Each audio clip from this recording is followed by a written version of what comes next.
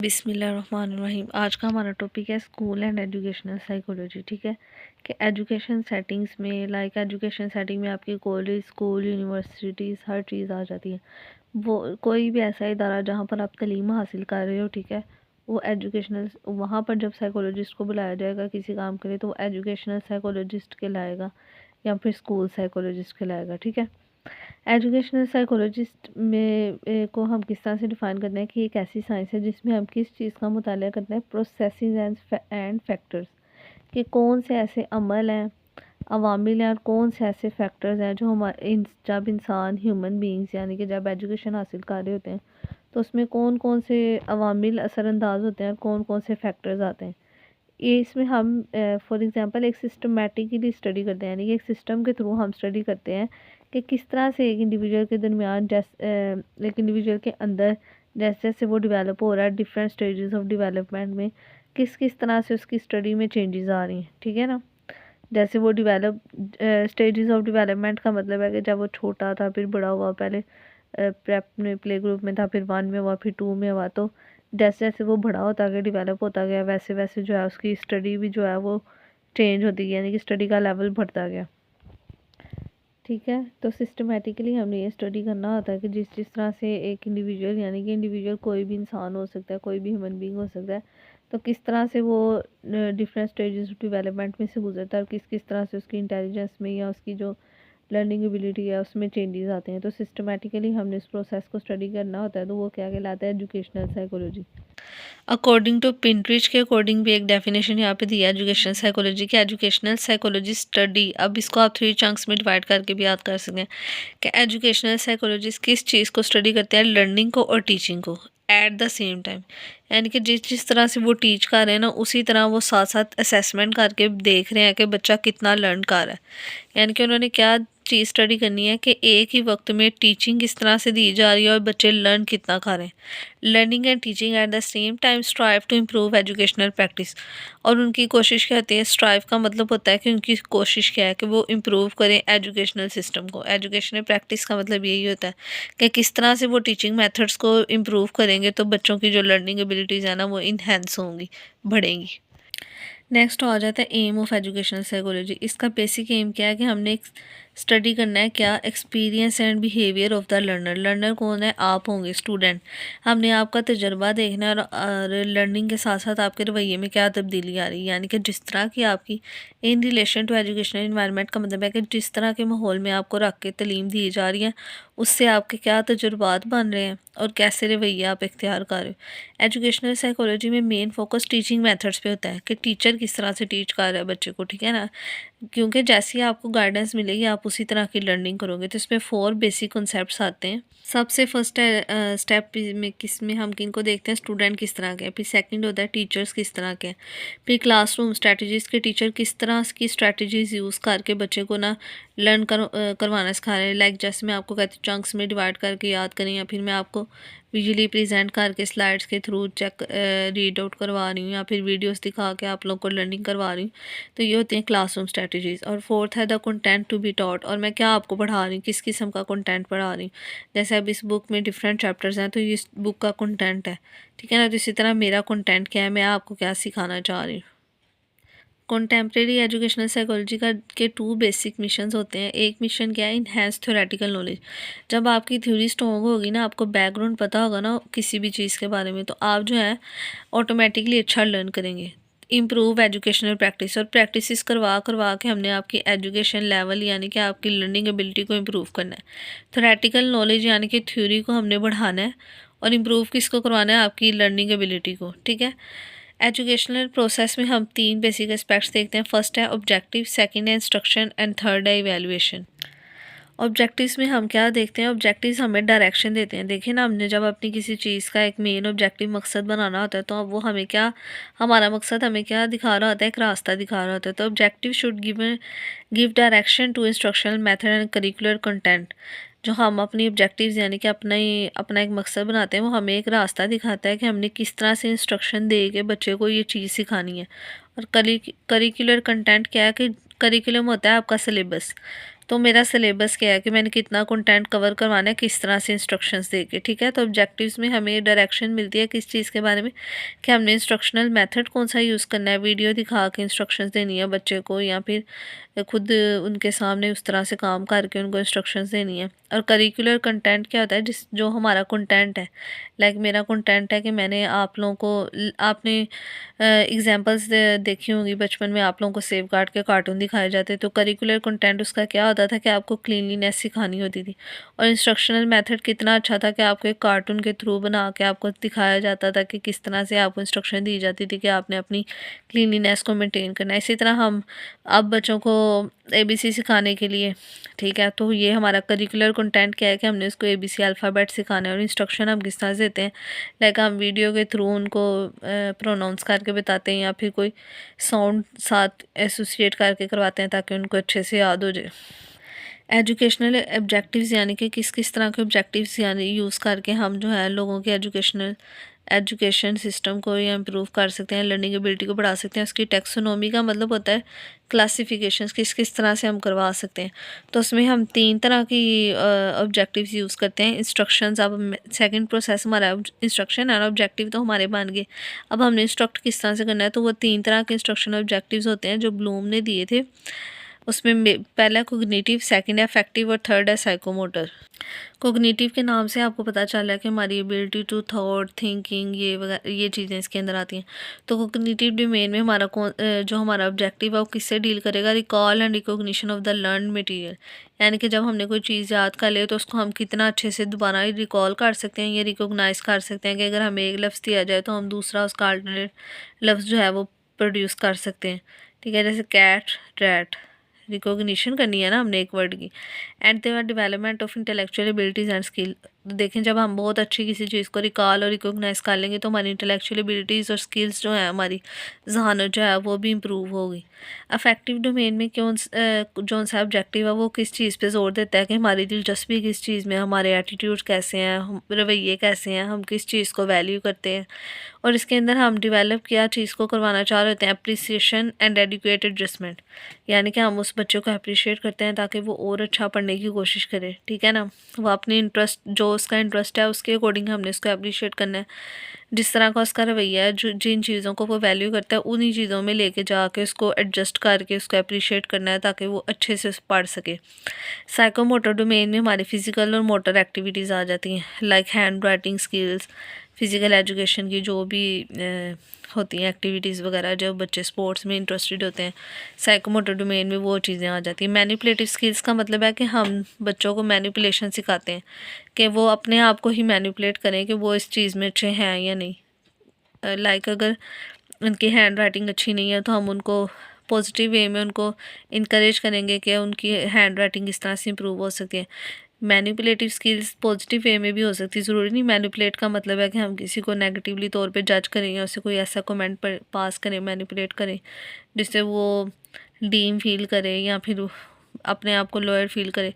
Manipulative skills इस तरह की होनी चाहिए, उसको हम मैनिपुलेट तो करें लेकिन उसको ऐसे लगे कि जैसे हम उसको मोटिवेट कर रहे हैं, अप्रिशिएट कर रहे हैं किसी अच्छे काम की तरफ। एजुकेशनल साइकोलॉजी के स्कोप में हम 5 मेजर एरियाज को स्टडी करते हैं। सबसे पहला है लर्नर, सेकंड है लर्निंग प्रोसेस, थर्ड है लर्निंग सिचुएशन, फोर्थ है लर्निंग एक्सपीरियंस एंड फिफ्थ है टीचर।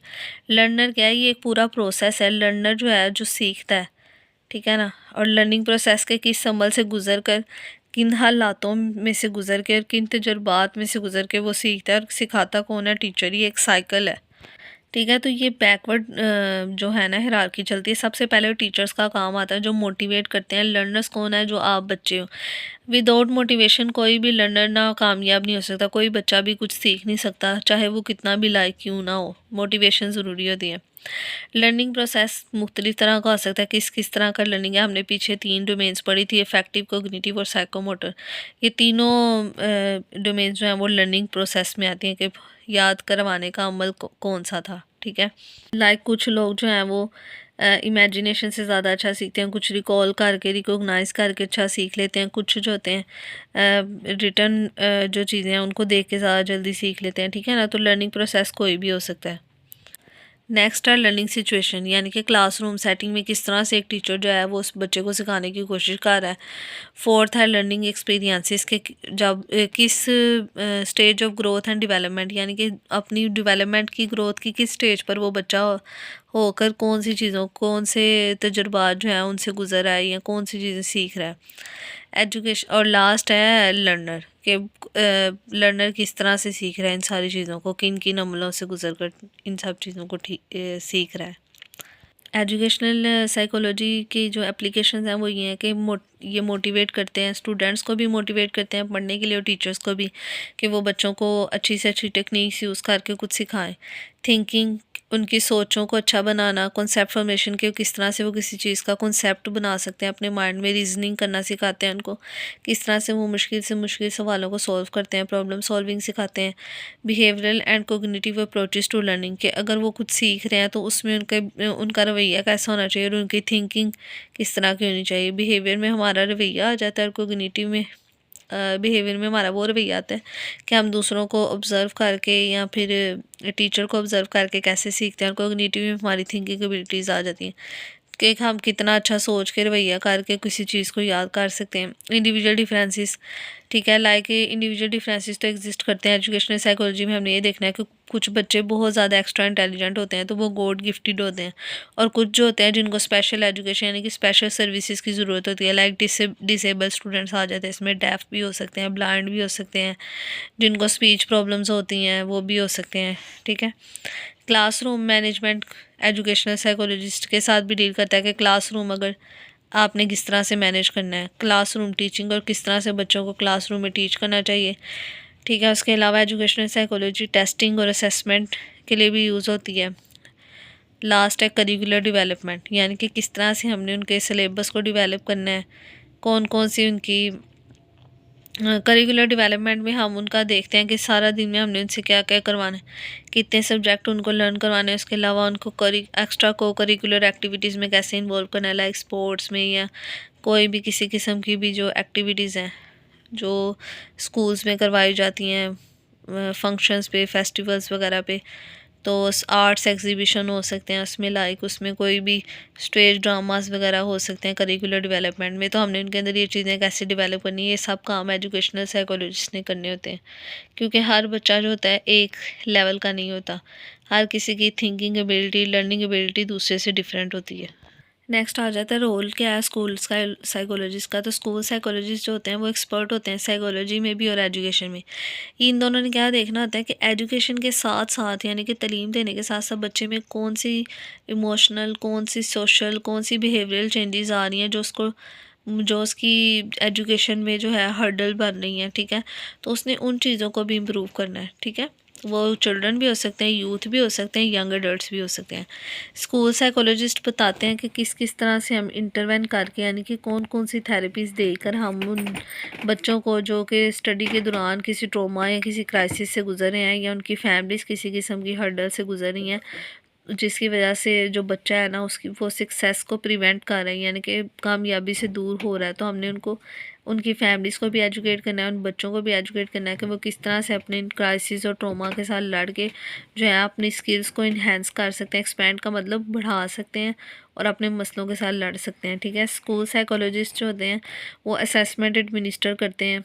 ठीक है, असेसमेंट में आप कोई भी टेस्ट आ सकता है, लाइक वेज, जिससे हम RIS भी देख सकते हैं कि वो अपनी इन्वायरमेंट में एडजस्ट है कि नहीं, ताकि हम उनकी डिफ़िकल्टीज़ को एड्रेस कर सकें, यानी कि उसकी मुश्किलात को देख सकें कि वो कौन कौन से साइकोलॉजिकल किस्म के मसलों में फंसा है या सोशल मसलों में फंसा है या कोई पर्सनली उसको इमोशनल डिस्टर्बेंस है, तो जो उसकी एजुकेशन में हर्डल बनी है तो उसको हमने असेस करके ख़त्म करवाना है। ठीक है, एजुकेशनल साइकोलॉजिस्ट का काम है कि वो बच्चे के लिए स्कूल में और स्कूल के बाहर भी उसके हक़ के लिए लड़े और उसको उन लोगों को अवेयर करे कि इस बच्चे को किन चीज़ों की ज़रूरत है जिससे उसकी एजुकेशन जो है वो अच्छी हो सकती है। स्कूल साइकोलॉजिस्ट जो है वो कम्युनिटी सर्विसेज से भी हेल्प ले सकते हैं, असिस्टेंस का मतलब हेल्प ले सकते हैं, ताकि वो किसी बच्चे की मेंटल हेल्थ को, फिज़िकल हेल्थ को जो क्राइसिस वो फेस कर रहा है जिसकी वजह से उसके अंदर ये उसकी एजुकेशन जो है वो, लर्निंग एबिलिटी जो है वो डीम हो रही है, उसको इन्हेंस करने के लिए वो कम्युनिटी से भी हेल्प ले सकता है।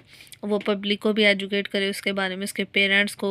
ठीक है, यानी कि स्कूल साइकोलॉजिस्ट का काम है कि वो स्कूल के स्टूडेंट के जो इश्यूज़ हैं उन पे डिफरेंट किस्म की ट्रेनिंग्स इंट्रोड्यूस करवाए, ताकि बच्चों को जो है बच्चों की इन चीज़ों पर भी फोकस किया जाए। ठीक है, स्कूल की क्लाइमेट को अच्छा बनाना भी स्कूल साइकोलॉजिस्ट का एक बहुत बड़ा टास्क होता है।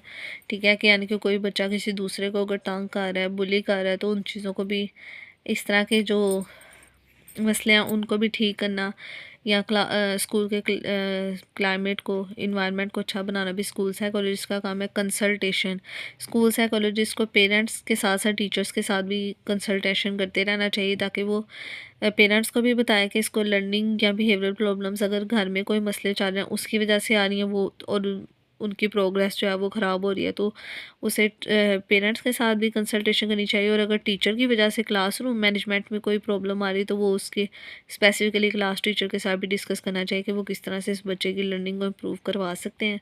उसके अलावा इस तरह के स्कूल में प्रोग्राम्स करवाए जाए जिसमें बताया जाए कि किस तरह से अगर आपको कोई बुली कर रहा है, यानी कि कोई तंग कर रहा है, टोंटिंग वर्ड्स पेश कर रहा है, आपको जोक्स बना रहा है आपके ऊपर, तो आप उसको किस तरह से ख़त्म करवा के और इम्प्रूव करवा सकते हैं स्कूल के रीडिंग, और यानी कि ओवरऑल लर्निंग एबिलिटीज़ को किस तरह से इम्प्रूव करवा सकते हैं। School psychologist different multiple roles perform कर रहा होता है, उसमें पीछे वही सारी बात आ रही है जिसमें वो फैमिली के साथ भी काम करता है, टीचर्स के साथ भी काम करता है, इंटरवेंशंस भी लगाता है, डायग्नोसिस भी देता है कि इसको क्या प्रॉब्लम आ रही है स्टडी में। स्कूल साइकोलॉजिस्ट जो है उसने टीचर्स की डिफ़िकल्टीज़ को भी स्टडी करना है और बच्चों की भी डिफ़िकल्टीज़ को स्टडी करना है। उसके अलावा उसने ये भी देखना है कि कौन से बच्चे हैं जो फिज़िकली और मेंटली तौर पे हैंडीकैप्ड हैं, और कौन से बच्चे हैं जो एक्सेप्शनल एबिलिटी रखते हैं कि जिनको हम किसी भी लर्निंग सिचुएशन में रख लें उन्होंने अच्छा ही परफॉर्म करना है। ठीक है, यानी कि एक्स्ट्रा ऑर्डिनरी मार्क्स लेने, एक्सीलेंट मार्क्स लेना। कुछ बच्चे ऐसे हैं जिनको फिज़िकली तौर पे या मेंटली तौर पे कोई डिसेबिलिटी है तो उनको एक्स्ट्रा क्लासेस की ज़रूरत है। इस तरह अगर कोई बच्चा किसी बच्चे को एडजस्टमेंट में प्रॉब्लम आ रही है, यानी कि वो ना बच्चों के साथ एडजस्ट कर पा रहा है, ना क्लासरूम में, ना टीचर के साथ, तो उसकी काउंसलिंग किस तरह से करनी है। उसके अलावा नेचर ऑफ लर्निंग प्रोसेस, जो हम उनको स्टडी करवा रहे हैं, लर्निंग करवा रहे हैं जिस चीज़ को, क्या अगर उसको नहीं समझ आ रही तो हमने न्यू वेज़ एक्सप्लोर करने हैं, नए तरीके निकालने के किस तरह से उसको समझा सकें हम उस चीज़ को। उसके अलावा डिस्कवर करना है, यानी कि अ, खोज लगानी है कि maturational level and limits of learning, यानी कि अभी वो बच्चा उस लेवल का है नहीं। फॉर एग्जांपल कि अगर बच्चा वो 5 साल का बच्चा है तो हमने उसको 1 क्लास में डायरेक्ट एडमिशन करवा दिया तो उसका मैच्योरेशनल लेवल अभी था ही नहीं। ठीक है, 5 साल का बच्चा सिर्फ प्रेप के लिए मेच्योर होता है या प्ले ग्रुप के लिए, तो उसकी लिमिट्स ऑफ लर्निंग भी ठीक है प्ले ग्रुप या प्रेप तक की होंगी, और हमने उसको 1 क्लास में एडमिशन करवा दिया। तो मेच्योरेशनल लेवल और लिमिट्स ऑफ लर्निंग को भी एजुकेशनल साइकोलॉजिस्ट ने असेस करना होता है। उसके अलावा लेबॉर्ट्री और क्लासरूम लर्निंग वगैरह किस तरह से प्रॉपर्ली तौर पे प्लान करके उसको एग्जीक्यूट करवाया जाए कि उसके अलावा लर्निंग इन्वायरमेंट स्ट्रेटजीज़, जिससे हम ऐसी स्ट्रेटजीज़ उन्होंने सिखानी है टीचर्स को जिससे लर्निंग जो है बच्चों की बढ़ाई जा सके। ठीक है, बेसिक एजुकेशन साइकोलॉजिस्ट का काम क्या है कि हेरिडिटी और इन्वायरमेंट, यानी कि हमारी जो जेनेटिकली, कुछ बच्चे जेनेटिकली गॉड गिफ्टेड ही बहुत इंटेलिजेंट होते हैं तो वो उनकी जीन्स में शामिल होता है, तो हेरिडिटी में जेनेटिक फैक्टर्स आ जाते हैं। और इन्वायरमेंट के कौन से माहौल में रह के वो लर्निंग कर रहे हैं, तो उन्होंने देखना है कि किस हद तक कौन से फैक्टर्स हेरिडिटी के उस बच्चे की लर्निंग में इंक्लूड हैं, कौन सी इन्वायरमेंट कंडीशंस हैं जिसकी वजह से वो उसकी लर्निंग अच्छी है या बुरी है। ठीक है, नेचर ऑफ लर्निंग प्रोसेस के लर्निंग का तरीकाकार कौन सा इस्तेमाल किया जा रहा है। उसके अलावा जैसे मैंने पीछे बताया कि मैच्योरेशनल लेवल और लर्निंग रेडीनेस के, अगर बच्चा 7 साल का है और उसे 1 क्लास में, वो 1 क्लास में है तो उसकी वो बहुत जल्दी जल्दी याद करी जा रहा है, लर्निंग रेडीनेस का बहुत जल्दी सीखी जा रहा है, तो उसका मैच्योरेशनल लेवल उस लेवल का है। और अगर इसी तरह हम मिसाल ले लें कि अगर कोई बच्चा है कि तो वो अभी 5 साल का और उसे 1 क्लास में कराया तो ऑब्वियसली उसकी लर्निंग डिसेबिलिटीज़ या लर्निंग डिफ़िकल्टीज उसके अंदर आएंगी आएंगी। उसके अलावा इंडिविजुअल डिफरेंसेस के, हर बच्चा इक्वल लर्न नहीं कर सकता, हर बच्चे की लर्निंग की लिमिट जो होती है वो डिफरेंट होती है। ठीक है, कुछ बच्चे बहुत ज़्यादा याद कर लेंगे और कुछ बच्चे एक दिन में बहुत कम याद कर सकते हैं, तो ये लर्निंग की जो लिमिट होती है वो भी हर बच्चे के लिए डिफरेंट होती है। उसके अलावा इनर चेंजेस बच्चे के अंदर लर्निंग से क्या आ रही हैं। एंड लास्ट है relation of teaching procedure to learning outcome, तो टीचिंग का कौन सा मेथड यूज़ किया जा रहा है जिससे लर्निंग अच्छी आ रही। लर्निंग आउटकम का मतलब कि उसकी लर्निंग अच्छी हो रही है या नहीं। आउटकम होता है रिज़ल्ट, नतीजा, कि कितनी अच्छी लर्निंग करवा रहा है टीचर, कौन सा तरीका इस्तेमाल कर रहा है और कितना अच्छा बच्चा जो है वो लर्न कर रहा है, डिपेंड करता है। Okay, Jazakallah. For any queries, you can ask me in the comment section. Allah Hafiz.